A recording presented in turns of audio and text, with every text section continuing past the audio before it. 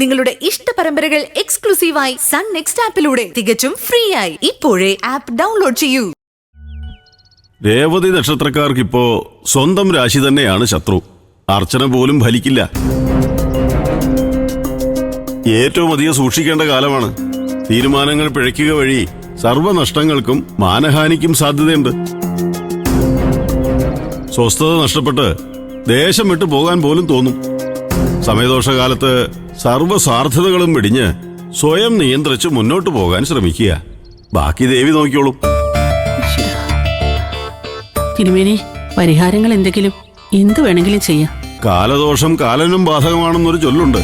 പ്രാർത്ഥന കൊണ്ട് അതിന്റെ ശക്തി കുറയ്ക്കുക മാത്രമാണ് പരിഹാരം. പിന്നെ കൂടെ ജീവിക്കുന്നവർക്ക് നല്ല സമയമാണെങ്കിൽ ആ ഒരു ബലത്തിലും ഇപ്പുറത്തുള്ളവർക്ക് ദോഷങ്ങൾ കുറയും. വിവാഹിതനാണോ? അതെ. ആ, ഭാര്യയുടെ നക്ഷത്രം പുണർതം. പുണർതം.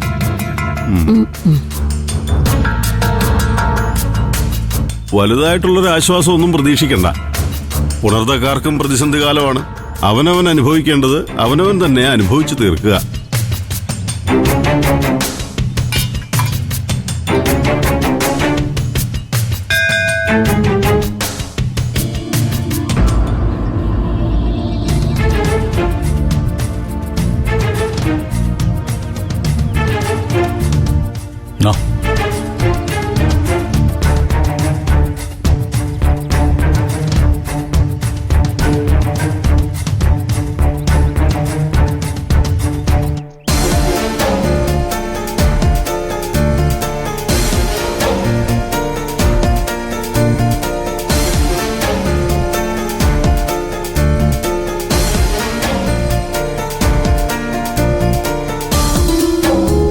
ഇതൊന്നും കേട്ട് നീ പേടിക്കണ്ട ഇന്ദിര.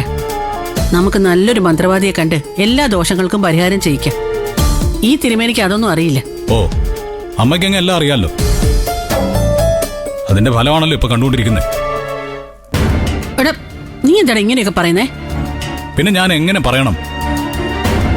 തിരുമേനി എന്റെ ഭാര്യയുടെ നക്ഷത്രം ചോദിച്ചപ്പോ അമ്മ എന്തിനാ അനുഭവയുടെ നക്ഷത്രത്തിന് പകരം ഹർഷയുടെ നക്ഷത്രം പറഞ്ഞു കൊടുത്തേ? അതാണ്.